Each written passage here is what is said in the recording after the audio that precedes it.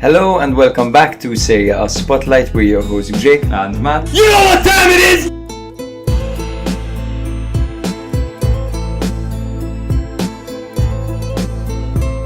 I can't tell you guys enough how much you've been my internal monologue when thinking about football for the last year. Yes, amazing! We get to record while drinking some wine. Jake and I will have a very special soft spot for Salernitana. We love him. We love him. Stop zooming in on Allegri's face, bro. You're gonna make How me are you break. exposing me? Because you're gonna make me break. Right?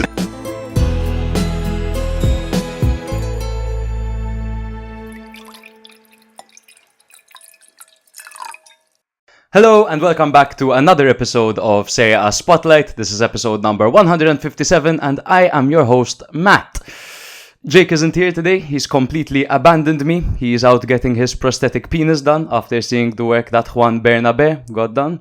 Of course, that's not the truth. The truth is that he has a head cold. I've never heard of a head cold before, but whatever it is, Emerson Royal certainly has it. But let's talk about this thing about Juan Bernabé and his prosthetic penis.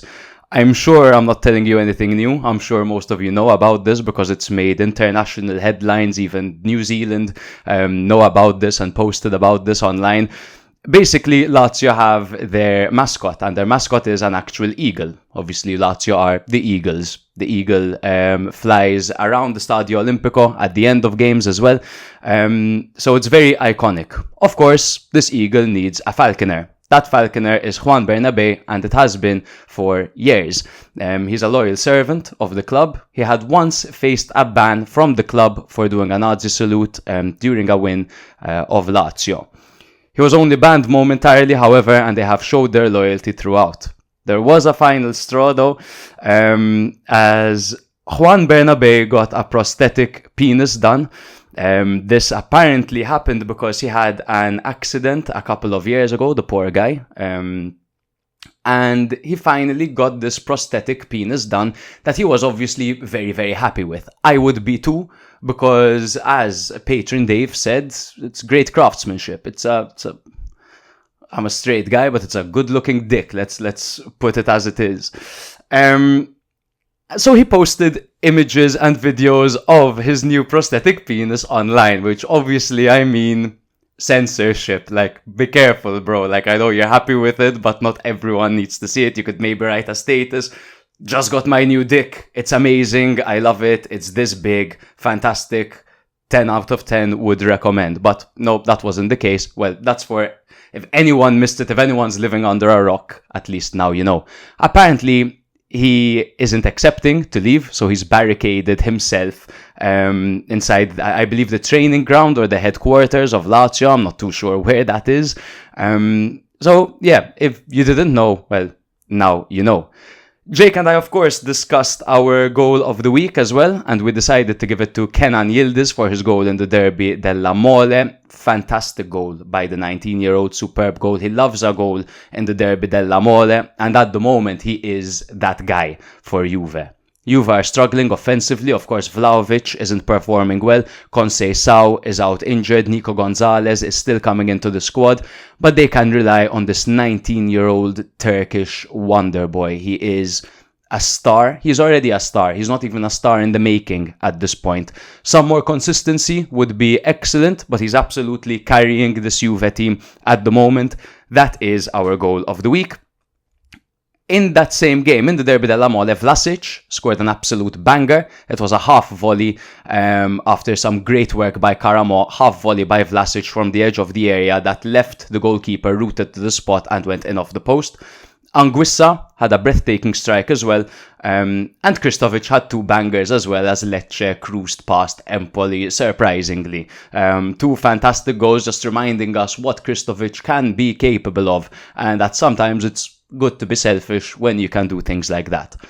Unfortunately, that's only 10% of the time that he's capable of doing that, so perhaps still pass the ball, Kristovic. I would definitely recommend. So these goals of the week are pertaining to Matchday 20. Matchday 19 also took place, which is why we're recording this episode on a Thursday, and by we, obviously, I mean I, because Jake has abandoned ship. So, of course, there were some great goals scored there was the Inter-Bologna game that was played. There was Milan against Como. And there was also, my mind's obviously failing me, of course, Juve-Atalanta, where Retegui scored an incredible header. And I think it really is an underrated goal on Retegui's return. I was looking at him before he even received the ball and just seeing his movement in the box. And it's no doubt that he is such a dangerous striker. But what makes him dangerous? It is his poaching ability, man. I mean, it took Savona just a split second to adjust his body to get rid of that ball. But in that split second, he was going in brave with a flying header. And just the way he struck it, it was unstoppable for Di Gregorio. Just a fantastic goal, which deserves a shout out as well. If any of you are new here, do make sure to follow us on our socials, so Instagram, TikTok, and Twitter. That is at Serie A Spotlight. Subscribe to us on YouTube. Of course, it's the same handle, Serie A Spotlight. And rate us 5 stars wherever you get your podcast, be it Spotify, Apple, or any of these platforms I don't know about, but we post on every single one. Drop us a 5-star rating over there and give us a follow. Turn your notifications on. You'll know when we post. Our episodes aren't boring, I promise, unless I'm alone. Then in that case, it might be a little bit boring. And if you love us so much and you're like, I want to see these guys 2-3 times a week. I want them to make money from the podcast. I want them to go full time on this. $3.99 a month. Patreon. We have a beautiful set of patrons. We've got a fantasy league with them. In fact, I recommend you join this season. Get good at fantasy so that next year you could kick all our asses. And you also get added to the latest group chat in Serie A history with some of my favorite people in the world. This is a shout out to our beautiful patrons. I love you all so much. And also, we've got 2 new patrons. Cue the techno music. Jake isn't here, so we don't have our soundboard, unfortunately. Skint Jumper and Giordano. Welcome to the family. I know that one of you isn't in the group chat yet, and we've requested your contact details to add you to the group chat. So I'm telling you right now, if you're listening to this as a patron, I'm sure you are. Send us your details, man. Let's get you in there and let's have a good time. But what are we going to be discussing in this episode? Why is it late? So, of course, Matchday 20 took place, so I'll take you through all the happenings of Matchday 20. The Matchday 19 games took place as well, the fixtures which I mentioned earlier, and I won't attempt to remember them again. We'll go through those as well. And then, of course, there's massive news when it comes to the transfer market. Some bigger moves than we would have ever anticipated that would be taking place in January. We haven't seen anything like it since Vlahovic's move to Juventus that took place in January. So there's a lot to talk about over there. What are the headlines? What are the main talking points going to be? Of course, Kvaratskhelia is leaving Napoli. Again, I'll get into more information about these moving forward. These are just the headlines. Kvara is set to leave Napoli for PSG for around 75 to 80 million. It's been rumored that Garnacho is a potential replacement. Now, every single time I've watched Garnacho play, I've liked him. So I really do hope that Napoli get their hands on him. But of course, there are other rumors. There's Rashford, there's Chiesa, there's Werner that doesn't exactly fit that position. But sure, in this episode, I'm going to talk about how that came to be, this move of Kvaratskhelia. Was it out of the blue? Is it true that Napoli didn't offer him a contract? Is it true that ADL was lowballing him? We'll get into that very soon. Frattesi wants out of Inter. Of course, this is not a move that's going to happen in January for sure. Roma are interested in him. Of course, Frattesi is, I'm not sure if he's a Roman, but we've definitely seen him in a Roma kit before. He adores Roma. He was close to joining Roma in the past as well. But Inter have set their price tag. They've told Roma, look, if you want him, it's 45 million. I believe they even went so far as to tell Napoli, Atalanta, Milan, and Juve, but if you guys want him, then it's over 50 million. So essentially, what are Inter trying to say here? It's if you want him, pay up. And you'll get him. Of course, a young talent. With all the injuries that Inter have, he's still not making the squad, which is a real shame for the Nazionale because he always performs so well for Italy. We need him to be in tip-top form, so a move away where he could get some solid minutes would be beneficial. Napoli have taken a big step in the title race. That is because now Inter only have one game in hand, and if they win that game, then they are level on points with Napoli, who are only playing once a week. Remember that, it is an absolute key factor. Inter are still in all competitions, so it's a huge plus for Napoli. What happens if they end the season on the same point? Some of us might forget, but there was a new law, so to say, in 2022 or 2023, I can't quite remember, that says it's not goal difference, it's not direct encounter, it's a fucking final in a neutral stadium. So that would be incredible if Napoli and Inter could finish level on points. Of course, I'm not discounting Atalanta. But if that were to happen, what an exciting game that would be.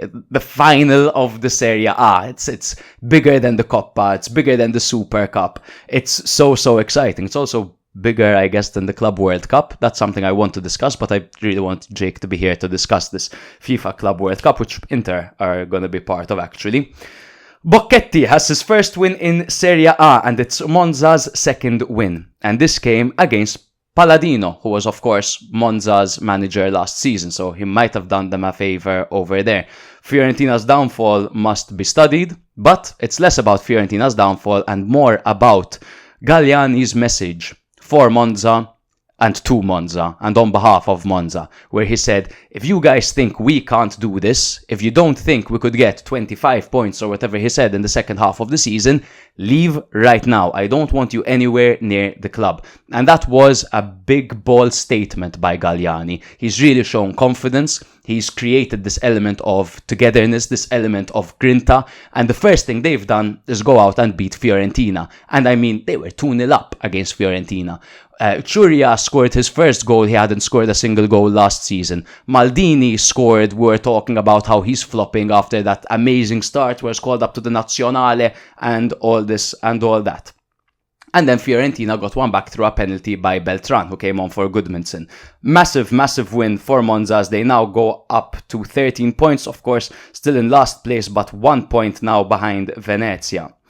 Juve are also on course, so Matchday 19 and Matchday 20, you guessed it, 2 draws for Juventus. So Juve now have 13 draws this season, the record for the most amount of draws in a single season in Serie A. You'll remember this if you're a listener that started listening last season.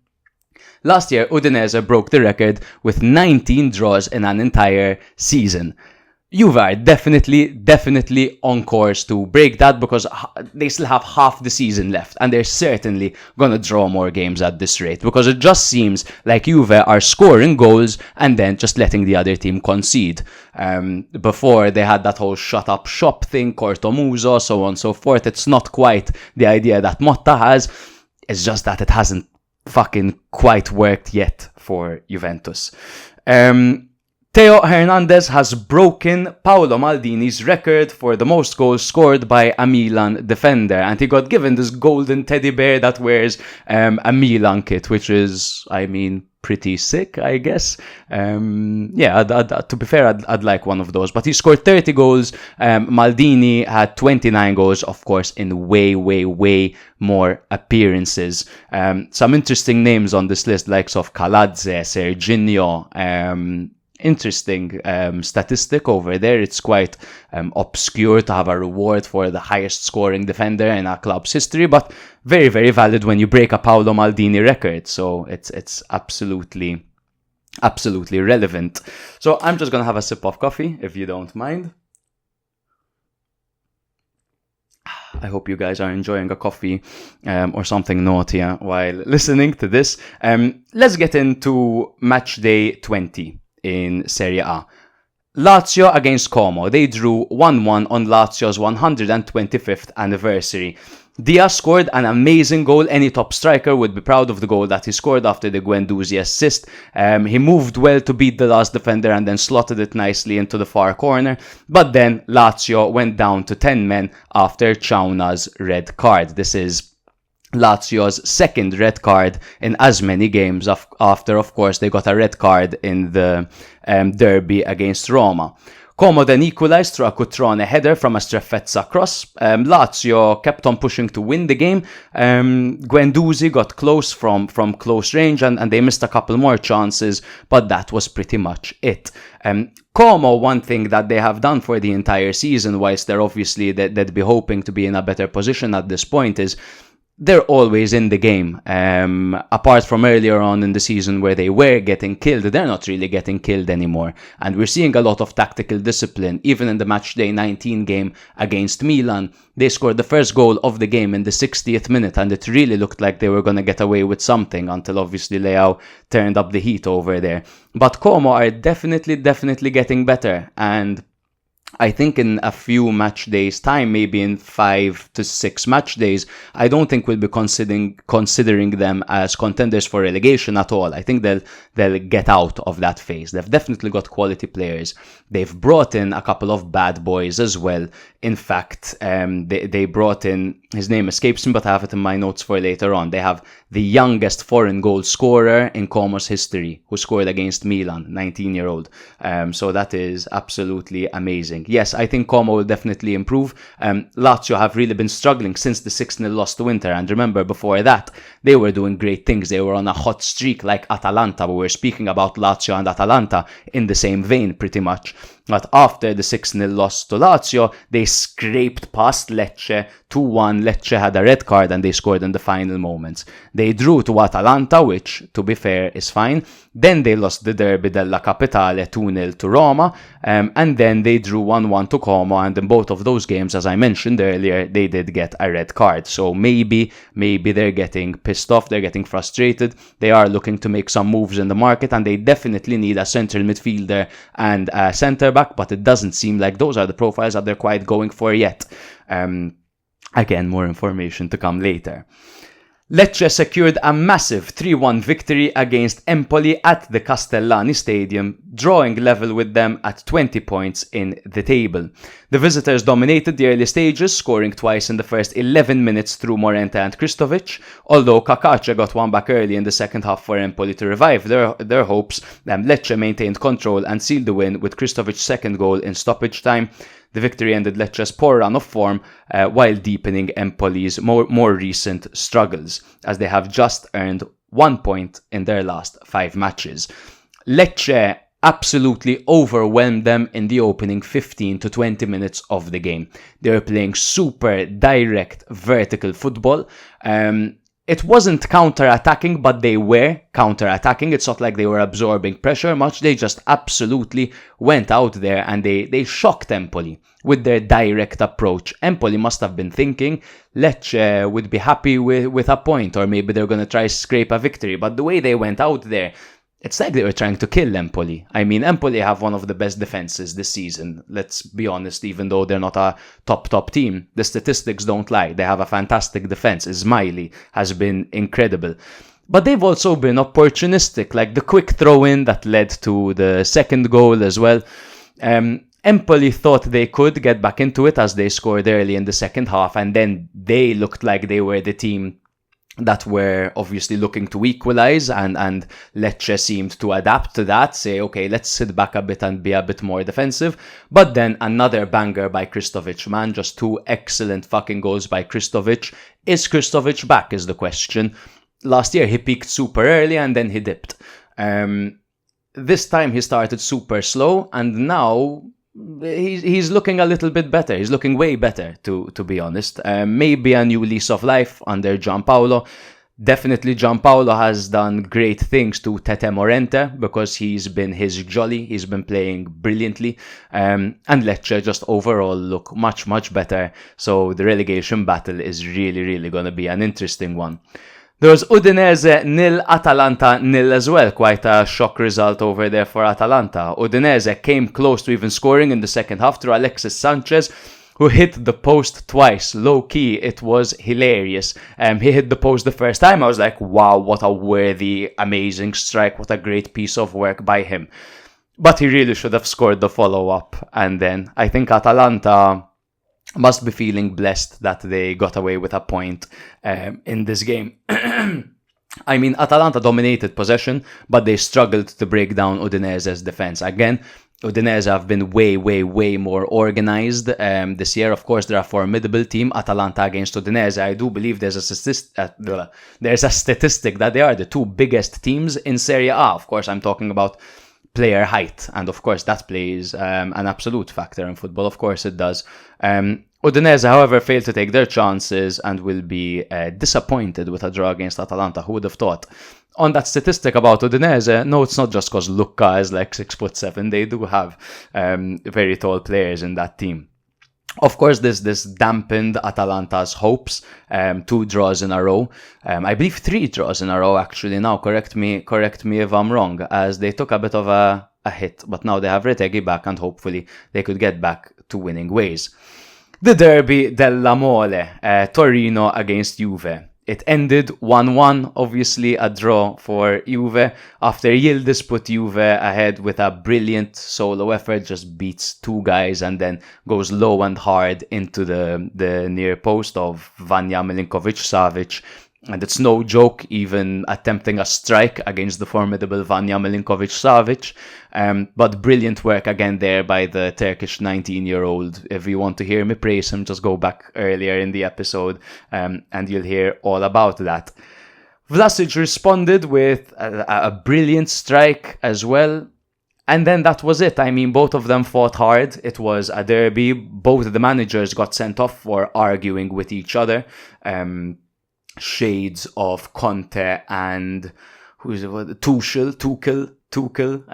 Of course, it was Chelsea against Spurs. The key moments in this game came in midfield, but it was competitive throughout, I would say as you would expect in a derby, but Juve have had Torino's number for the past multiple seasons. I can't remember the last time Torino got anything out of a game like this. We also saw great leadership qualities from Ricci, who has been linked to Milan, which means he won't be joining Milan, because when Milan get linked to someone in January, try to close an early contract, they absolutely get swept up by someone else who just offers a little bit more money. So it's sad that Ricci won't be joining Milan. But up against certain players that are of certain quality at Juventus, Ricci held his ground very well. Even the things that impress me in a youngster is the way he approaches the referee, the way he sticks up for his teammates. He's way, way, way beyond his years. He's not just a press-resistant, good number 6, hard-working, good on set pieces.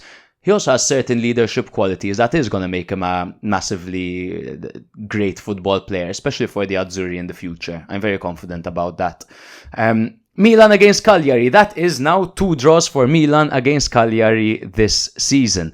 Morata opened the scoring for Milan, but Cagliari equalized through who other than Zortea against Milan. Zortea, not only against Milan, man, what a fucking talent. Jake and I have been saying this for years about Zortea.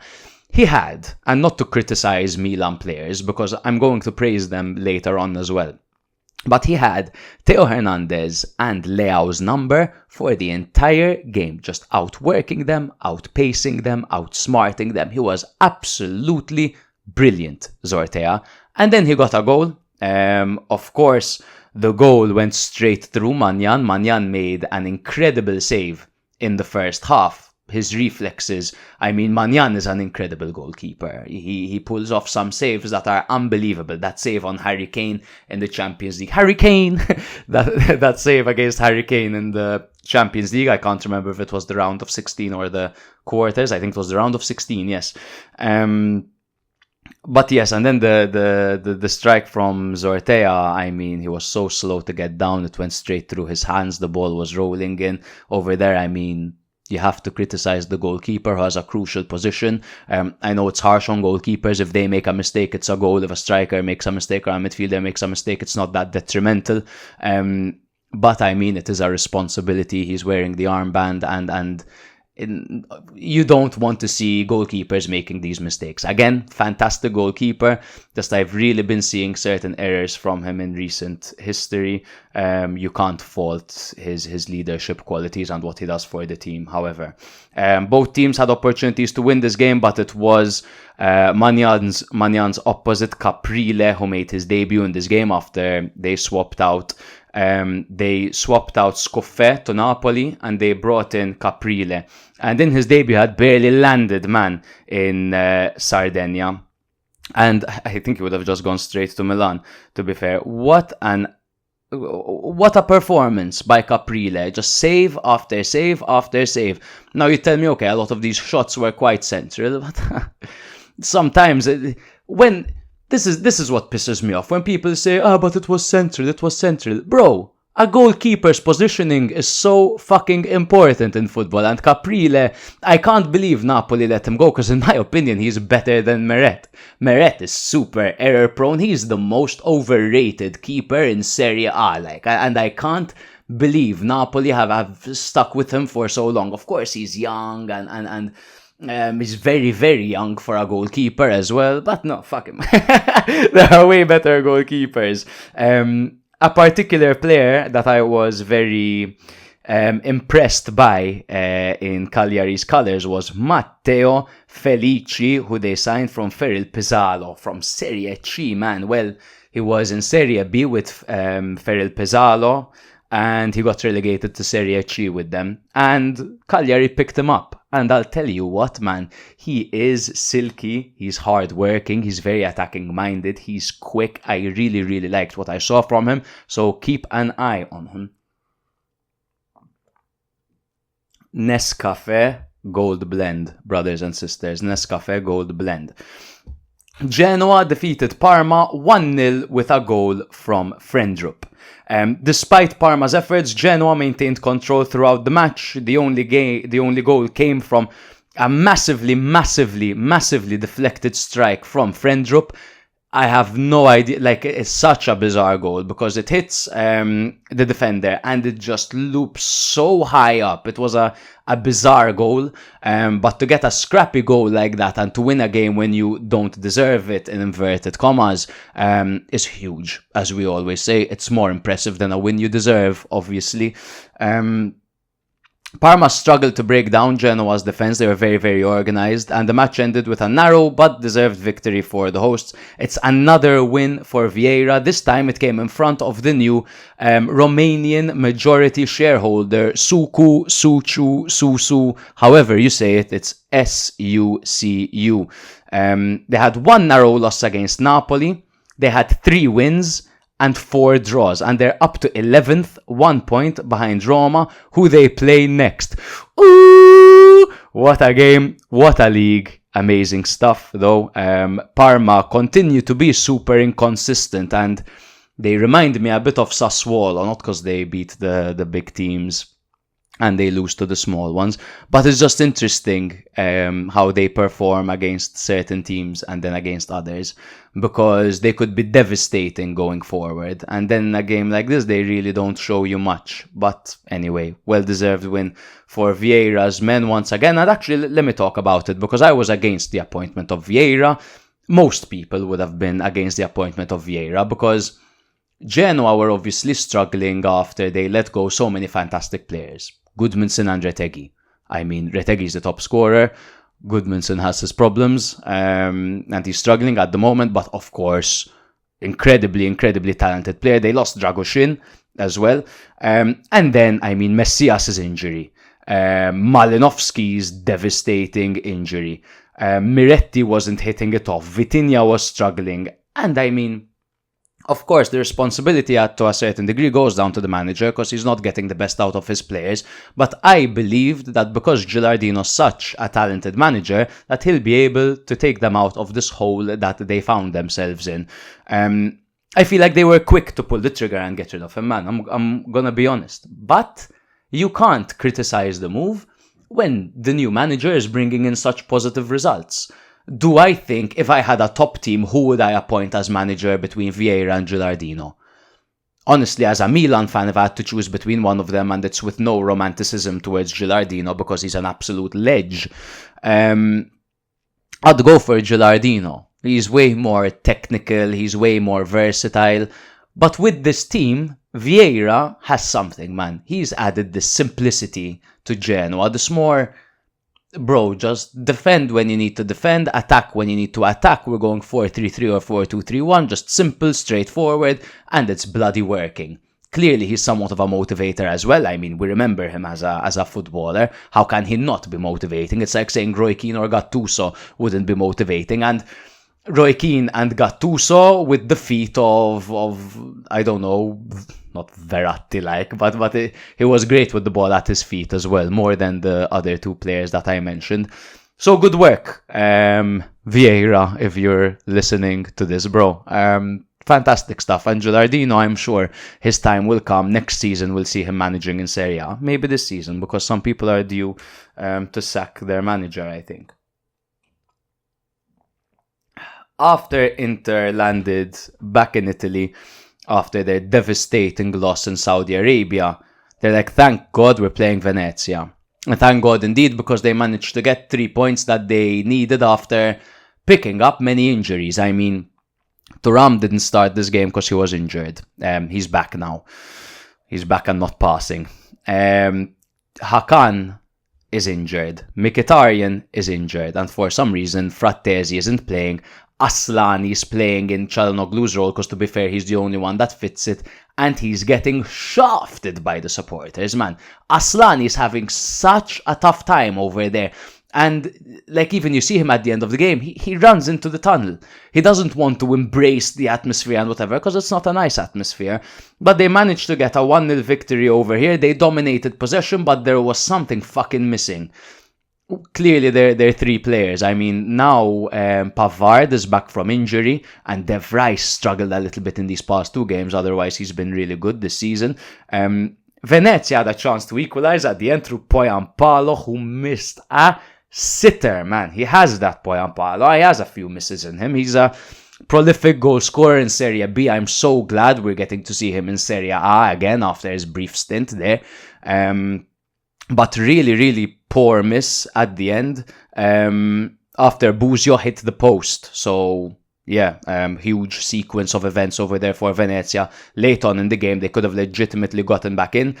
To be fair to Inter, their loaned out goalkeeper Stankovic was amazing. Again, amazing saves. Just, he's so calm. He's so calm. He's so present. He makes the right decisions.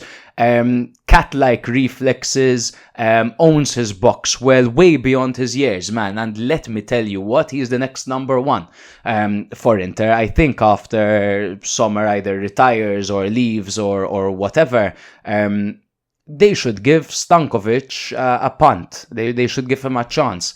It's good that they're loaning him out so that he's not rotting on their bench or just playing Coppa or something.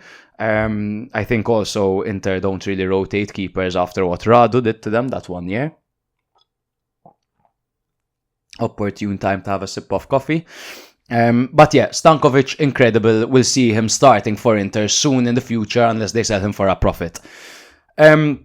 Roma salvaged a point in a dramatic 2-2 draw against Bologna. What a fucking game. Bologna took the lead twice.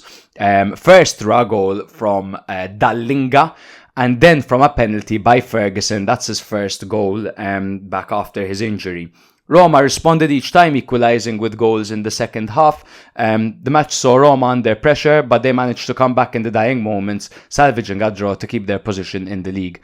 It was a Dovbyk penalty. So Ferguson scored a penalty after a handball in the box, and then there was another handball in the box by a Bologna player. I believe it was it Lukumi? I'm not sure. Don't quote me on that. But yeah, it was a late penalty by Dovbyk. He showed a really cool head. It was the last kick of the game. Bologna, man, I mean, they were the sleeper pick in Serie A. I mean, obviously, they lost a star manager and they lost star players. Salemakers scored against them in this game. He didn't celebrate, good man. But they lost Zirkzee, they lost Calafiori, they know Motta. This isn't new to anyone. But they haven't lost their spark going forward, man. And that is what Italiano brings to a team, right? Of course, sometimes when they're not on, they struggle for creativity. But he's certainly got the players here at Bologna to score goals. They leak goals a little bit, at least in the last two games, obviously. A 2-2 draw over here and then the 2-2 draw against Inter in Matchday 19. But really good. Two very, very entertaining games that we saw Bologna partake in. Roma, again, just getting back into the rhythm, getting back, like for them, it's good that they responded twice, considering that probably earlier on in the season under both their previous managers, maybe they wouldn't have, as they weren't. But they managed to get back, considering the situation. Roma would be happy with the point over here. Of course, with a goal with the last kick of the game. Who wouldn't be? We'll wait and see what these two teams can do later on. Napoli beat Verona 2-0 at the Maradona Stadium, claiming their fifth consecutive win. Di Lorenzo forced Montepor into an own goal early on, and then Anguissa sealed the victory with a goal in the second half. Despite Verona's attempts, including a few chances from Tenkstedt and Castanos, Napoli dominated the match. What can I say about Napoli-Verona? I mean, this is what you get when Napoli play one game a week. They looked great in this game. And they looked great without Kvaratskhelia. Of course, we'll talk about Kvaratskhelia later on as well. But Neres is the shit, man. Neres is very, very fucking good. And I don't think they felt the absence of Kvara here, because he was absent due to the ongoing back and forth that he was having with the club. But what did we see from Napoli? Great attacking football, great defense. I mean, they've only conceded 12 goals this season. Set-piece routines, innovative with their set-piece routines. Of course, you'd say they didn't face the toughest opponents in Verona, but in Matchday 1, what happened? Verona beat them 3-0. Of course, that was years ago, to be fair. But, big win for Napoli. Every win for Napoli, don't get it twisted, every win for Napoli from here on out is a fucking huge win, because they have, how many games are left? 20 games were played, so there's 18 games left. They have 18 finals left. So every single game is detrimental, especially now as they lose one of their key players, Kvaratskhelia. And then, to end match day 20, Monza won 2-1 against Fiorentina. That is their second win this season, and the first win of Bocchetti in Serie A. And it happened, funnily enough, against Fiorentina, because football does that. Of course, I'm saying that because Palladino, the former manager of Monza, lost with Fiorentina in this game. Churia scored the opener. As I said, he hadn't scored a single goal last season, and the season before that he was insane, and he scored a bunch of goals and he assisted a bunch of times. Maldini got a very well needed goal, taking on a volley very, very well and cleanly, and then Beltran managed to score from the spot after winning the penalty himself. Bocchetti's first ever Serie A victory. Are we gonna see what everyone was talking about? Because Bocchetti is clearly, he was highly sought after. And now maybe we're seeing why. Can he stay consistent? Are we going to see more wins? For Monza, it was crucial, that statement by Galliani, as he absolutely motivated everyone. If you don't think we can do it, then leave. I only want people who believe. He clearly believes. Now, what's happening at Fiorentina? Fiorentina are going through a terrible spell where you get to see the shortcomings of the mercato that they had. Now, I mean, they signed Moise Kean, who's one of the top scorers this season. They signed Goodmanson, who hasn't fucking done shit yet, and he's been ass. Goodmanson, not only has he not been good, he's been ass. He missed a chance in this game, that perhaps I would have scored. But they brought in players, Cataldi, Cesale, that were rejects elsewhere, Gosens to a certain degree. And with a talented manager, they were making it work. And they were all on high form. They were on a long winning streak as well. But form, it comes and goes. How sustainable is that method that you sign, fringe players from elsewhere and you try and make it work? We've seen it. It's Moneyball at the end of the day. You get a good deal on players with a higher potential than what they're currently showing. But it's interesting with Fiorentina. They were definitely overperforming, man. They were overperforming earlier on. That's not their place yet. The top four is not their place yet. But slowly, they'll get there. They're definitely a team that will compete for the Europa League. I'm not counting them off because they lost to last place Monza, even though it's quite embarrassing. But we'll see what's to come of Fiorentina. Let's hop on to Matchday 19. The 3 matches that took place were obviously Milan against Como, Atalanta against Juve, and Inter against Bologna. Why did these games happen? Why did these Matchday 19 games happen after Matchday 20? Because Milan, Atalanta, Juve, and Inter, obviously they took part in the Italian Super Cup, which took place in Saudi Arabia, so naturally they needed to skip those games in Matchday 19. In fact, we had a very short weekend of football over there. But let's start with Milan-Como.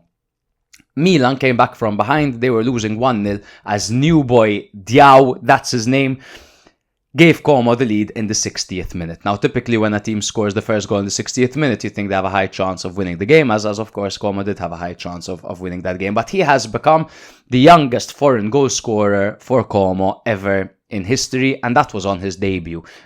They signed him. He's a young Spanish gentleman. He plays on the wing. They signed him from Real Betis. We'll go through his profile a little bit later on in the transfer segment that we'll be doing. But Theo equalized through an awkward finish that seemed to take ages to cross the line and hit the side netting. It was a volley which he seemed to accidentally strike with the outside of his boot as it looped over the goalkeeper. That was his 30th goal for Milan.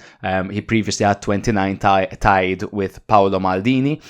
Abraham would then go on to play Leao through beautifully. It was a Fofana-esque assist for Leao, who dinked it over Boutez with his trademark smile on his face.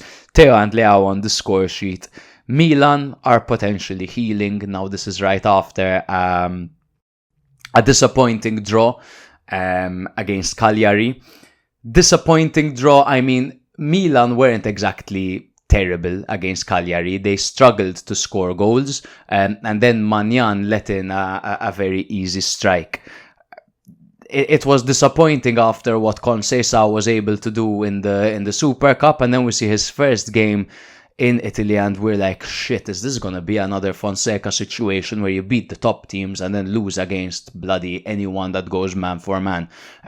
But I don't think that's the case. Milan, once again, the only games that they win at the moment are when they come back from behind. And that's the third game. The third win for Conceição, again, coming back from behind. If that's what it takes, then that's what it fucking takes, man. Milan looked ass in the first half. Lack of creativity, lack of threat, lack of passages of play. Monza very organized again. Como very organized again. A tough nut to crack, this Fabregas side. But Milan got going. The one thing we can't deny is that Milan have grinta now. Milan are now playing for a manager that they respect. And a good manager makes them play for the shirt, man. And I think that's what we're starting to see in Milan. And it's probably why we're starting to see players renewing their contracts and they want to stay on for Milan. One thing to mention is that Pulisic actually came off injured in this game. He seemed to be either his calf or his hamstring. I couldn't quite notice, but he's fine. Because Men in Blazers posted and said he's fine. Thank you, Men in Blazers. But yes, so one of Milan's game in hands at least went their way. And then there was Atalanta-Juve. That finished 1-1, obviously. But what a fucking game this was, man. Cope Miner started up front, a role which he has been struggling in. And in this particular occasion, I mean, he's in Bergamo against Atalanta fans that literally had a banner that said, Cope Miners, fuck off. Hilarious, amazing. But every time he was anywhere near the ball, the jeers were insane. I mean, if you're at any club in Italy and you force your way out and go to Juve, you are beyond dead to them. You're dead, you're in hell, and you're hanging upside down, being eaten by sharks. I don't know. What's worse than that? Kalulu put Juve ahead in the 54th minute, giving us flashbacks. Nice, I know Jake wrote and I couldn't agree more. Giving us flashbacks of Calafiori under Motta. Juve went on to do what they have done all season after taking the lead, easing off the pressure. Retegui marked his return from injury by heading home Bellanova's cross over Di Gregorio. A very exciting game. Kvaratskhelia cleared the ball off the line after it had hit the crossbar and was creeping in. Juve are now on 13 draws and still no losses. Again, I just want to say, what a goal by Retegui. Genuinely, that header is not easy. Just to go back to the point Jake made, Kalulu is absolutely fitting the mould of what Calafiori was, and he's the only one that has made it work. They don't quite have a Zirkzee yet. Obviously, now hopefully the signing of Kolo Muani, who's quite a similar profile, would help them over there. Obviously, still needs to adapt to the league. He's on a dry loan, so I don't know how much that's going to help. Hopefully, it does. And they don't quite have a Freuler yet because Locatelli has his limitations, even though he's been better. Cope Miners is in that role. Douglas Luiz hasn't hit it off yet. In fact, Juve had a very slow start to this game, and so did Atalanta. The first half was really, really cagey, but the second half looked like a final, man. It was amazing. By the way, these are the two teams, the two losers of the Super Cup going head to head, so maybe there was some kind of competitive edge over there. But again, same problem for Juve, where they get one, but they just don't have that killer instinct to win a game. Of course, we've spoken about the lack of experience in the team before. In this game in particular, Motta wasn't on the pitch because he got sent off in the previous game, which that's a point to make, man. Motta's feeling the pressure now. I mean, he was probably taking the Juve job. It always comes with pressure because they've won 9 Scudetti in a row. I mean, it's of course going to come with pressure. They're one of the most historic teams in Italy, them and Milan. He's feeling the pressure. He got sent off in the last game in a scrap with Vanoli. It was absolutely hilarious. And even you just see him, he was in the game in the stands. And then, of course, he didn't look at ease. Now your team play Atalanta, you're not going to be at ease. But it's starting to show. And what I'm hoping for is that it won't reflect on the decisions he makes with the squad. Now Juve have an opportunity in January. They're getting this Portuguese right back, which we'll talk about later, along with Kolo Muani. And hopefully now they'll get their hands on a centre back, because they're making another mistake, in my opinion, Juve, in letting Danilo. They want to let Danilo go on a free. They want to terminate his contract and ship him off to Napoli. He hasn't been great. But he had the armband last year. He's deployable. He's having a shit run of form. He's not a terrible player. He's costed Juve points this season. It's true. He's made devastating errors. But you have... There were times where Juve had 5 outfield players on the bench. Why are you terminating contracts? Is now the time to clear up the books? All they want to do is clear up the books. They're letting everyone go. It's like they're only playing once a week. Not even Napoli would have this behavior. They're bringing in Danilo, not letting people go willy-nilly. But that seems to be the theme for Juve. A very, very thin squad, devastated with injuries, and it still seems like there are these decisions being made. Again, good signing for the right back. We need to see how he performs. Good signing of Kolo Muani. Shouldn't end there. They need to sign a few more players, especially with City apparently looking at Cambiaso, and they've apparently entered negotiations. More of that to come. Inter hosted Bologna. I mean, Inter, if they have a game in hand and it's against Bologna, I mean, they have nightmares about that. We'll remember that one time where Inter handed the Scudetto to Milan when they had a game in hand against Bologna. This was COVID time, lest we forget COVID time, man, where Inter had made the trip to Bologna, but Bologna were in quarantine. They couldn't leave. So Juve just had to go back. The game was cancelled. It was going to be counted as a walkover, 3-0 victory for Inter, but obviously it wasn't. It would have been quite unfair in that case. The law was the law. And they had to wait 100 days to play Bologna. They played them, and their substitute goalkeeper Radu made a devastating error, and they handed the league to Milan. This time they didn't have to wait 100 games. They had to wait 10, but it still didn't go to plan for them. Bologna took the lead through Castro, 19 minutes in, who's of course been linked to a move. They're calling him Lauturito because he's so similar to Lautaro. He said he admires Lautaro. It's funny, I said this before we ever heard that he's similar to Lautaro or that he's linked to them or whatever. I'm like, if they ever get rid of Lautaro, Castro would make sense. Sometimes football is so simple, right? You just have to use your eyes. Dumfries went on to equalise in the 19th minute. Dumfries is on fire right now after Jake called him the shittest right back in a Serie A winning team ever, Allah. And then Lautaro gave Inter the advantage in added time in the first half. Bologna upped the pressure in the second half and found a 64th minute equaliser through Emil Holm. I'm so glad. He's no goal scorer, Holm. I think this is his third or fourth goal in Serie A. But I'm so glad he's been playing, and I'm so glad that he has a goal, because he is a train, bro. I love Emil Holm. And he's in the right place with Bologna, an attacking side with wing backs that bomb forward as well, like Liko Giannis on the other side. But really good, and he scored a really good goal as well. And he griddied. You have to love a griddy. He didn't strike me as a guy that hits the griddy, but he hit the griddy. Respect. You have to respect that. Once again, Aslani really struggled in the absence of Çalhanoğlu, while Zielinski gave us flashes of the Zielinski we knew at Napoli. Absolutely, bro. He looked good, Zielinski, carrying the ball forward.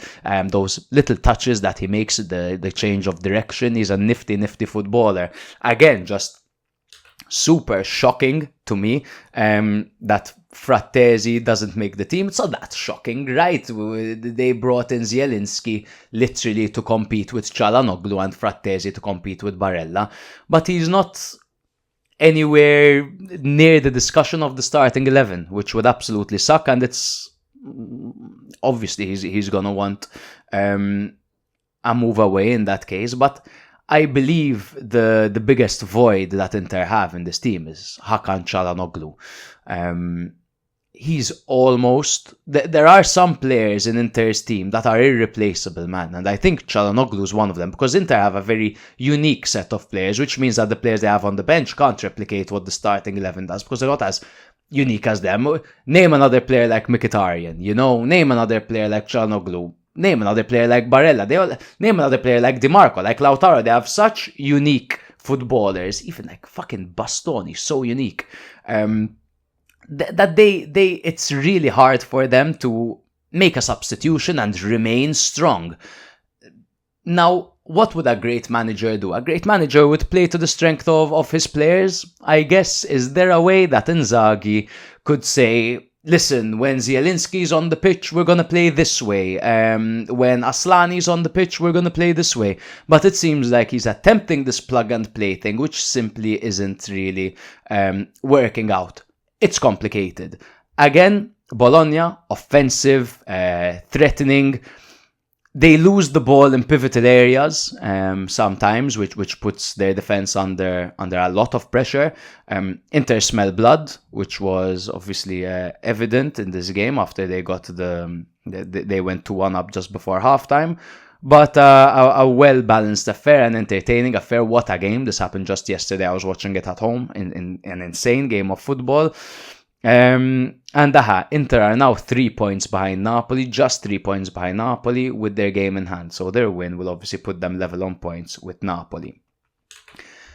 Let's get to the transfers. Guys, the moment I think you've all been waiting for. What's the biggest news? Oh God, I have to talk about this alone. Kvaratskhelia for 75 to 80 million. He's leaving Napoli in January to join Paris Saint-Germain. Who need a striker? I don't know why they're going for a winger. Well, it's because if you don't want something, you give it to Paris Saint-Germain, right? Let me think about this.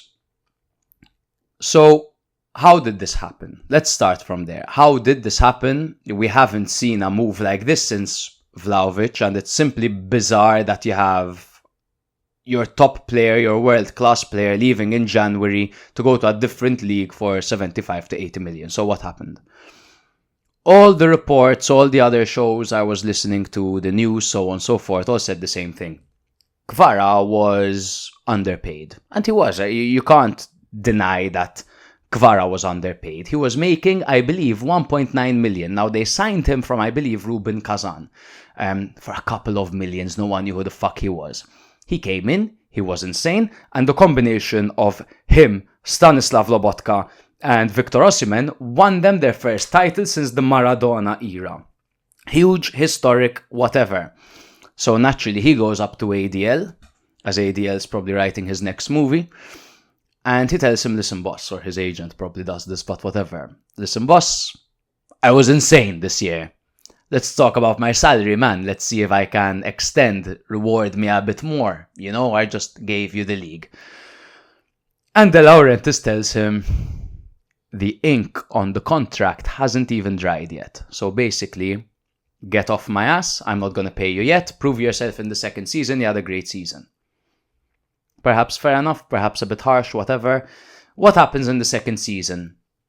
Shit season for Napoli. Osimhen's fighting. He wants a way out. It's a mess for Napoli, and they finish in 10th place. It's the worst title defense in history. We know it was an absolute nightmare for Napoli, and Kvara was a shadow of himself for the majority of the season. So perhaps he wasn't so willing to and then discuss upping his salary when he, let's say, flopped, if you talk about how good he was in the first season. And the season, again, he's nowhere near where he was in that one season. Do I think Kvara is significantly underpaid at Napoli? Yes. Do I think it's the reason he's out? No. Because we did some digging, Jake and I, and we saw that in December there were reports that he had reached an agreement. There was a total agreement that had been reached for a renewal. It happened in Rome in December. The contract details included a salary of 6 million per season for Kvara, including bonuses, and a release clause of 80 million, which serves as a compromise between Napoli's initial request for 100 million and the player's entourage's request for 60 million. The signature was anticipated by the end of December. After numerous meetings and discussions, the agreement had been finalized and Kvara was ready to renew with Napoli until 2029 for 6 million euros a season. So is it the salary? Or is the player, to be honest, this is Jake's opinion. I'm going to tell you what Jake told me. It's like, let our listeners know that he thinks this is absolutely shameful that when your team is top of the league, you have a contract on the table, that you walk out in January to go play for Paris Saint-Germain.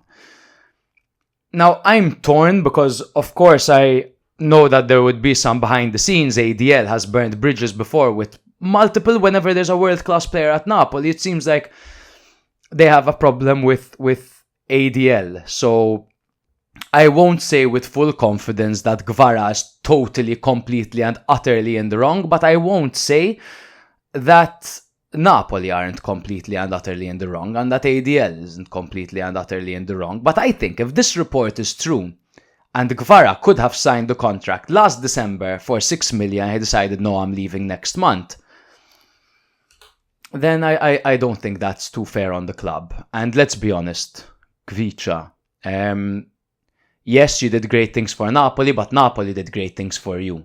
They replaced Insigne with you, their captain, their long-serving captain, their country boy. And they brought in you, they gave you a huge opportunity and you took it, respect.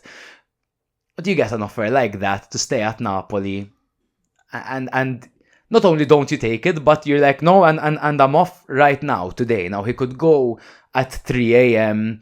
In front of the Maradona statue, the mural, and pay his respects, which is the least he could do in a scenario like this. But it is... Napoli fans would have a bitter taste in their mouths. I heard other pages and other platforms say Napoli fans shouldn't hate Kvicha because of the historic kind of Serie A victory that he got them.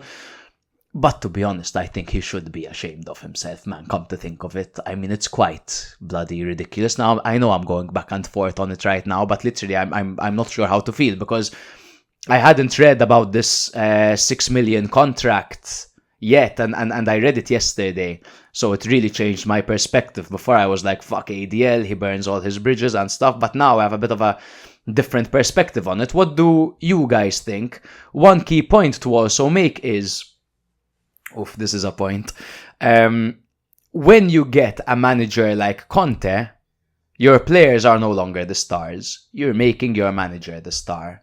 It's the Conte effect, it's the Mourinho effect, it's the Guardiola effect.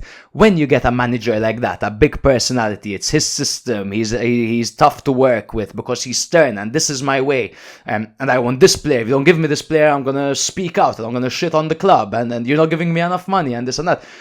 He becomes the star of the team. So it is occasionally hard for a manager like that to work with world-class players. So perhaps it was tough for Kvicha to work in a Conte system that is so restricting. Spalletti told Kvicha, listen, you've got a free role. Play on the wing, play there, press when you need to press, but otherwise, full liberty to do what the fuck you want to do. And then you go into a Conte system, and before that a Walter Mazzarri system, and all these other systems that they had, a Calzona system, and it's just discombobulating for a player. And he was, of course, playing at a fraction of his potential because you put him in a really, really restricted system.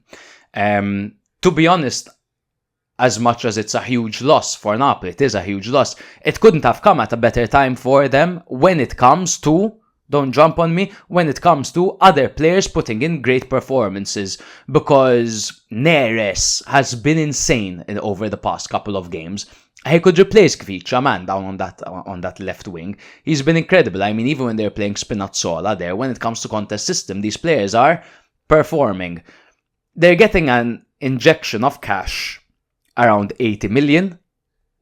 Kvicha's agent must be over the moon, by the way, because that means he's making around 10 million. But what was I gonna say? But Conte's system allows for other players to play in that role and to get the best out of the team. They won't be scoring free kicks from long range. You won't have a player that dribbles the entire team and whatever. But this is what Conte does. Young talent with Conte can get ruined because he'll replace you with a 35-year-old Ashley Young, or a 32-year-old Victor Moses, or a 32-year-old Romelu Lukaku. He gets the players he wants. Who are they going to get to replace him? Garnacho has been linked to them. I really, really like Garnacho. To be honest, I think he's very raw, and I think under Conte can refine him.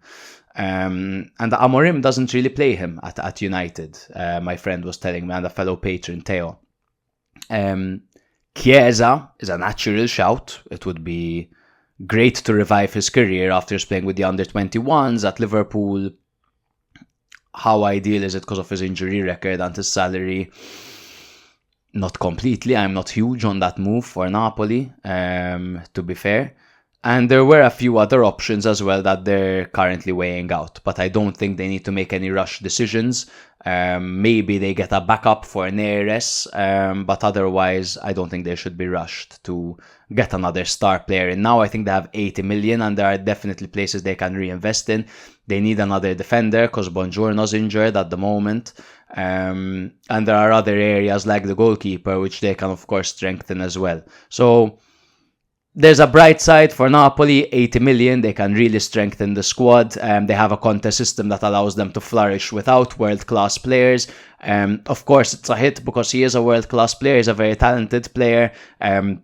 Again, I think that Kvara could have handled this way, way, way better. But I also think De Laurentiis could have made his life a little bit easier by not being so hesitant to offer the contract in the first place. So let's move on to the next one because I'm blabbing now. Frattesi wants out of Inter, and Inter have quoted Roma 45 million, but if any other team's going for him, then the price will be higher. Frattesi would be a good bloody fit in that Roma midfield. It's hard to think exactly where he'd fit, considering that Ranieri is only here till the end of the season. I don't know what manager they'll get in after that, and I don't think they should rush to make this move, because what they first need to do before they start signing players, Roma, is see who their next manager is going to be. What system are they going to play?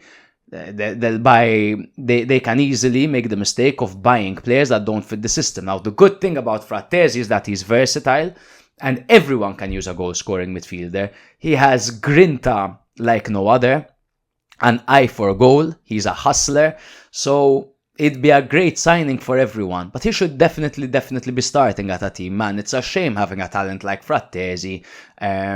He took a risk himself at joining Inter, but he definitely needs a new start where he could fall in love with the game a little bit more. Because at this point, he's coming in as a jolly and trying to get late goals. That's all he's being used for. He must be dying for every international break to come out, because Spalletti actually plays him. Spalletti actually likes him. Apparently Roma, yes, are interested in Frattesi. Apparently Napoli wouldn't hate the idea, but would Napoli pay 50 million or 45 million or whatever for Frattesi when, you know, it's essentially more than half of the money they just got for Kvara? I don't know. Kolo Muani to Juve has been confirmed, and finally, pardon me, Juve and Motta have a striker that fits the Zirkzee mould. It's a dry loan, there's no option. He's been out of sorts at PSG, so I'm surprised there's no kind of option. But let's talk a bit about Kolo Muani for us Serie A heads that perhaps don't watch the French league. I mean, who does? He's a versatile forward, so he can play on the wings as well. He is very technically gifted with the ball at his feet, and he also stands at 6'2", so he's got quite a strong build. He's really good in physical duels. He's this like formidable presence in attack, and he excels as this creative link, like very much like Zirkzee. He drops quite deep and he connects play and allows the wingers to go in behind. The fact that he can play on the wings is also a good thing for Juve, considering the injuries they've had over there. He has been struggling, but he has previously, he had a season where he had 15 goals and 11 assists, which shows that with the right management and with the right team, he can be an absolute threat. He likes charging at defenders. He has a dribbling success rate of 62.5%, which is very, very impressive. And if you come up in a 1v1 against him, let's just say it'll take a very, very talented defender to stop him.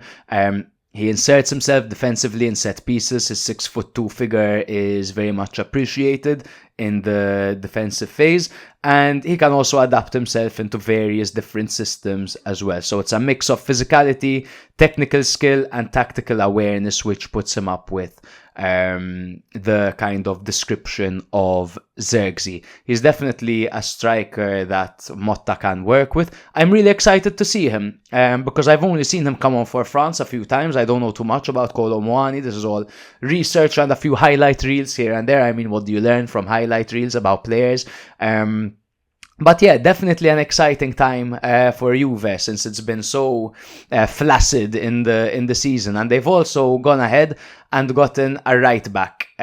This, of course, comes as they've been playing Savona, a next-gen player who last season was playing in Serie A, who isn't perfect. I mean, he's young. To be fair, he has 2 goals this season as well. He's clearly he can both defend and attack, but he's not perfect, right? And Inter have signed Alberto Costa for 15 million. He's a Portuguese right back from Vitória SC. It was around 12 million to 13 million. So he's 1.86 meters, so also quite a tall player. He's also strong, and he's very, very athletic. So this is the kind of right back you can expect to bomb up and down, which is, of course, key in a Motta system. And of course, due to his height, it's not only due to his height, but he also wins a lot of defensive duels and aerial challenges, which of course is always a great asset, and especially for set pieces if you want to attack and use him in set pieces. Overlaps are what you can expect. Accurate crosses are what you can expect. It's a good thing. Now they're playing Muani ahead of Vlahovic, so maybe Muani would be a bit outside of the box playing him the ball, who knows. This season, Costa has demonstrated his attacking capabilities by providing 3 assists and scoring 1 goal in 21 appearances across all competitions. Again, most of his assists actually did come from very accurate crosses. What would his tactical fit at Juve be? With Juve expected to terminate Danilo's contract, Costa's anticipated to compete with Savona for the starting right-back position. His versatility and attacking mindset align with Juve's tactical approach, which often emphasizes fullbacks contributing to both defensive duties and offensive support. His blend of attributes, technical skill, and tactical intelligence, he's definitely a promising addition, to put it shortly. Sorry, I'm trying to keep up with these notes alone. It's quite difficult. But he's young. He can develop at Juve as well. He can learn the Serie A way. I don't think he'll come in and dispossess Savona instantly. I think he needs to get used to the league a little bit. Joining from the Portuguese league is very, very different, right? So it'll take him some time to get used to it. But again, a signing that Juve definitely needed, but I think they do need a centre-back a little bit more as well. This is a fun one. Como have signed French 24-year-old defensive midfielder Caqueret. He from Lyon, and he also featured against Milan. What can I tell you about Caqueret? He's renowned for being good on the ball. He's great at controlling the tempo of a game, so he's essentially the Fabregas mould. He's often compared to someone like Marco Verratti, so press resistant, quick with the ball at his feet, good turn of pace as well. Think of Lobotka, think of Verratti. He has often been, of course, compared to these players. He's great in the build-up phase. He drops really, really deep to receive the ball from centre-backs, and we often see with Como, much like Milan, for example, the defensive midfielder picking up the ball from the goalkeeper, for example. So we'll see a lot of that from him. And he progresses play a lot. He's a very progressive player. He likes to play the ball forward as well. Defensively, it's more about his awareness and positioning, interceptions, and perhaps a few tactical fouls here and there, but he's not like a formidable figure by any means, but more known for his passing creativity and the way that he controls the games. An interesting thing is he featured, there was I believe the under 21 or under 18, I can't friggin' remember, let's say under 21. It was the Under-21 World Cup or Euros between France and Italy. This is Italy's squad, right? They played a 3-5-2 formation. Listen to this, bro. Carnesecchi in goal. The 3 centre-backs, Okoli, Pirola, Scalvini. Wing-backs, Bellanova and Udogi. 3 central midfielders, Tonali, Rovella and Ricci. The fuck? And the 2 strikers, Cambiaghi and Pellegrini. What a team. What a team. Against the 4-3-3 of France, Chevalier in goal. Backline of Kalulu, Bade, Lukeba and Nkunku. A midfield 3 of Serie A players in Manu Kone, Caqueret and Kefren Turam. And the front line, to be honest, I don't know anyone. Barcola, Kalimwendo and Juiri. Not quite Giroud, but Juiri. But yeah, so that's just an interesting thing I wanted to read out to you guys. Como have also, so first a great addition for Como. What a splendid midfield they're gonna have, and he seems like a really good tactical fit for Fabregas' system. They have also signed Hassan Diao, the 19-year-old Spanish winger from Betis, the one that scored against Milan. What do we expect from him? Power, pace, He loves to take on a man. He's quite big as well, 1.85 meters in height. He's known for his speed, technical skills, and ability to take on defenders, making him a versatile and dynamic presence on the right flank. He's represented Spain at the under-19 level. He is of Senegalese descent. He's very, very talented. The fact that he scored on his debut against Milan, is absolutely no joke. So hopefully more to come of these two amazing signings for Como. Another fun one. What can I just say? What a gennaio mercato. Who the fuck would have thought these amazing moves would happen in January? Unfortunately, we're losing Kvara, but some great signings over here. Arjon Ibrahimovic to Lazio on loan from Bayern. 10 million to buy him, and then Bayern would have a 25 million buyback that is rumored. You will all remember Arjon Ibrahimovic. He's not Ibrahimovic's son. You'll remember him as he was on loan at Frosinone last season, and Jake and I were absolutely raving about Arjon Ibrahimovic because he is very, very talented, and he even scored a number of goals. I'll just read this bit that I have on him before I get into what I think of this move by Lazio. He was born in 2005 in Nuremberg. He plays as an attacking midfielder. He began his youth career at Nuremberg before joining Bayern Munich's academy in 2018. Ibrahimovic quickly progressed through Bayern's youth ranks, making his debut for the under-17 team at just 14 years old and later advancing to the under-19 squad. An early bloomer, man. In 2023-2024, he was loaned out to Frosinone in Serie A, where he made 18 appearances, scoring 2 goals and providing 1 assist. Following his loan spell, Bayern Munich extended his contract until 2027 with an option for an additional year. So clearly, Bayern Munich also value this player. Even the fact that they have a buyback for 25 million, if this guy becomes world class, it's amazing that they can just get this guy back for 25 million. And they're no brokies, Bayern Munich. In 2025, he joined Lazio on loan for the remainder of the season. Definitely an opportunity for him to gain regular playing time at a high level, whilst with Bayern Munich sporting director Christopher Friend expressing confidence in his development. He's 1.76 meters in height. He's known for his technical skills, vision, and versatility in attacking midfield roles. What can I say about this move? So, great signing.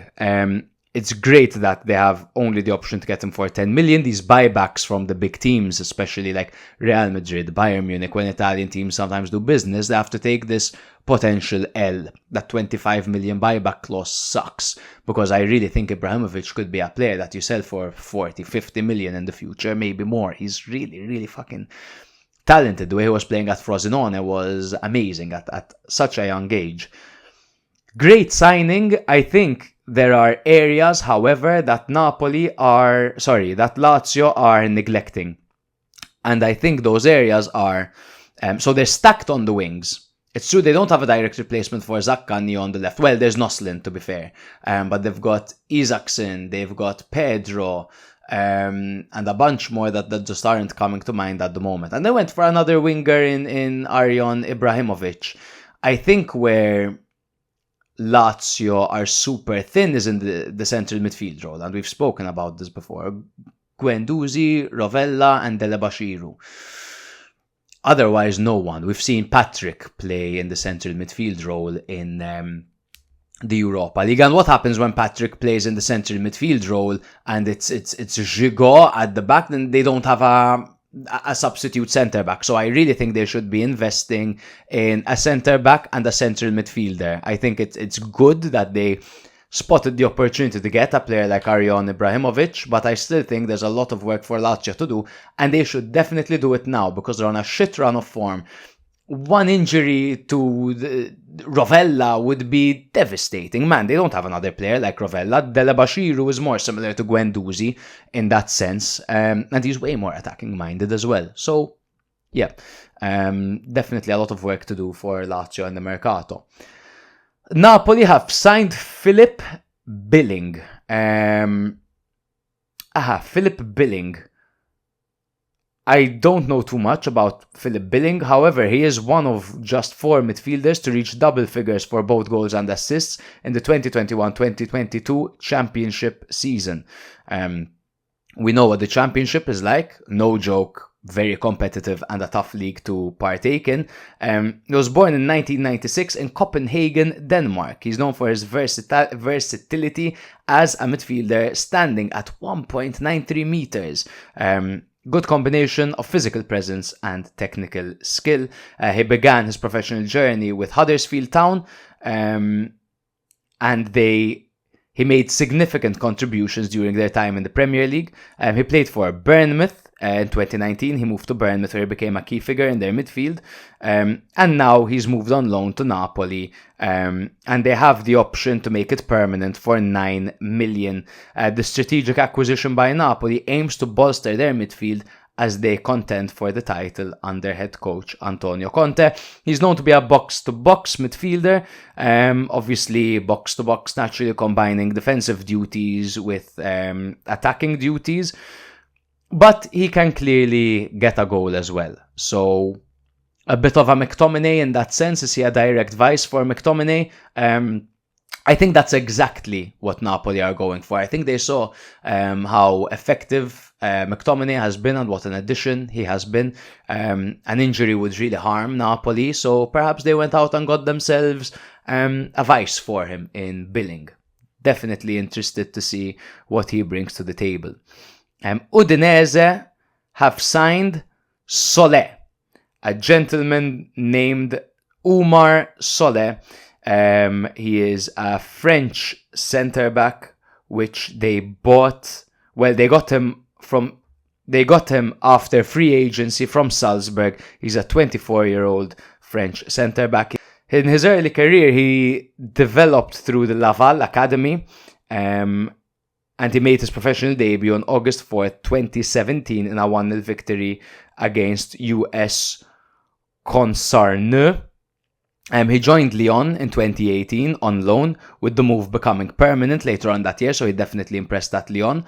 In July 2020, he was transferred to RB Salzburg, where he continued to develop. But then he ended up being a free agent. So something happened over there. They terminated his contract. He mutually terminated his contract with Salzburg in September of 2024. And he signed a pre-contract with Udinese, officially joining the club on January 1st, 2025. So yep, good signing for Udinese. Another tall figure, funnily enough, for a tall side in Udinese. We move on to Genoa, who have signed Sebastian Ottawa from Aalborg for 2.75 million. He is a Danish centre-back, 20 years old, standing at 6'5". He is a direct replacement for Vogliacco, who has left to join Parma. As Parma sign Vogliacco and they sell Koulibaly, their right back Woyo Koulibaly, to Leicester. So a lot of movement going on over there. Napoli and Cagliari have also done business in their swap with Caprile and Scuffé. And of course, Lefebvre has also been loaned out to Sunderland from Roma. Yes, I think a move that's definitely going under the radar is Folorunsho's move to Fiorentina. He's on loan with an option to buy. He was excellent, Folorunsho, in that season at a couple of seasons, I think, at Verona. He scored some bangers. He loves dragging the ball forward, beating his man and going for goals. He's a goal-scoring midfielder. And I think Conte really slept on him. I think there was a bit of a feud going on over there. But a great signing for Fiorentina, really, really under the radar. They have the option to make it permanent, so I think it's definitely a good move over there. There are some rumors, and I would like to address those a little bit as well. There's the rumor of Walker or Rashford to Milan. Milan can only sign one. I think there's only one right answer really here, because Milan need either a right back or a striker. Rashford isn't a striker. Rashford is a left winger. Mourinho said this, all his coaches said this. I've seen Rashford play as a striker and I don't like Rashford as a striker. So are you going to get someone on the wages of Marcus Rashford to be a vice Leao? He's not going to start ahead of Leao. He'll be a vice Leao. So I'm not a huge fan of that move for Milan. Much rather Milan get Walker. Now he's 34 years old. Let's be real, he's a bit of a twat as well, Walker. But he's a champion, right? He struggled a little bit this season. There have actually been posts made about how City are better off without Walker.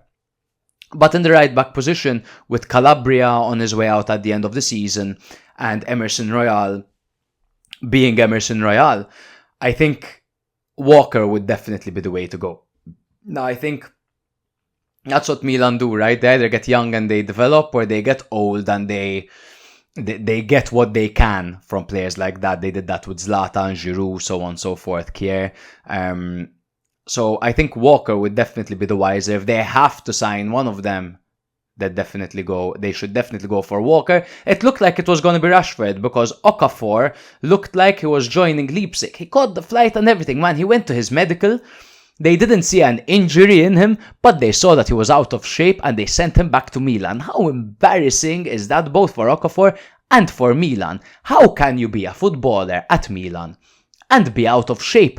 He was competing with Fonseca. He had the opportunity to displace Leao. He was displacing Leao and he's out of shape. What the fuck happened over there, man? He's back at Milan now. Whoop-de-fucking-do. We have a left winger that's out of shape, essentially, but he's back now, so Milan don't have to sign Rashford. So, to be honest, I'm not too sure. For me, if Milan had to make a signing in January, they should get themselves a right back, maybe a Vice Theo, so maybe a versatile wing back in that sense. They probably definitely need a Vice Theo as well, and perhaps a striker, because Morata is great with the link-up play, but he's never in the box. Well, scores a few poacher goals here and there, but he's not reliable. He's not always at the right place at the right time. Tammy, he's there, and he's also good at the link-up play, but he can't fucking score, man. The misses that he makes are just... They hurt. It's really lame, to be honest, how he can't hit the back of the net. So yeah, definitely those areas are where Milan needs to focus on. As I mentioned earlier, Werner, Garnacho and Chiesa have been rumoured to Napoli. Lazio are now looking at Fazzini once again. There was a point where Empoli said no to their 10 million offer, and Lazio started looking at Ligue 1 for some young talent. But now they've revived their efforts for Fazzini, and this came after they signed Arjon Ibrahimovic. So are they again looking at the wrong area? He's an attacking midfielder. They need a central midfielder. They need a central midfielder badly, and they need a centre back badly. So, a little bit weird. But again, always good to invest in young talent. And also, Manchester City have apparently entered negotiations with Juventus for Cambiaso. It's very early to see whether or not to take this seriously, but I don't blame them, because Cambiaso's a fantastic player. He's been a bit off in the last few games, but he's world class. He's phenomenal, and he's so young. It's ridiculous how you could be so young, so versatile, so mature. Of course, he's made some immature decisions recently, but again, you can't take anything away from him. He is a world class talent. Okay, so that's the episode from my end, guys. I know it didn't flow as much as it does when it's me and Jake. Obviously, that's, I'd be speaking to my brother over there, so it's a lot easier for me to do. Over here, I had to focus on a lot of things at once. It's the first time I did it alone, but I hope I didn't bore you to death. But yeah, I'll see you guys next week with Jake. Hopefully his head cold will be better. I'm hoping so, because this is something, okay, bros and gyals. I got this board game from my friend Adam Ryan for Secret Santa, my friend and colleague Adam Ryan at Free Hour. He got me this board game called Super Club. It's a football manager board game. Apparently they're not making them anymore. The company liquidated. I don't know how the fuck they liquidated, because what a fucking game. If you're ever out at a store or something and you see Super Club, the game, buy it, get your 3 best friends, football nerds like, and play, man. The girls are playing it with us because you don't need any football knowledge. It's a board game, you know what I mean? Having some football know-how, whether to prioritize upgrading the trainer facility, are you gonna buy this player, are you gonna develop that player, kind of thing. It's so sick. And Saturday we have plans to play all day while there's top Serie A matches. There's Milan, Juve, there's, I believe, Atalanta, Napoli. Huge stuff. But thanks again, guys. I love you all. Thank you for tuning in, and I'll see you all next week. If you like Serie A or have ever liked it in the past, it's a good opportunity for you to listen once a week and you'll get filled in. The football weekend, that's like the main dish. But then a few days later, you drop your episode and that's like the dessert. And the dessert is just perfect. It's good, the cake. It makes it feel like we're all sitting in a room together, just BSing with each other. The atmosphere is fantastic. I promise nobody will ask you to send boob pics. Sometimes maybe good, sometimes maybe shit. I love how you go into so much detail and show so much passion towards each and every team. Literally, no team is left undiscussed. When I listen to you, it's like I'm talking to you in a pub. It's like I'm chatting to a friend and you're chatting to me.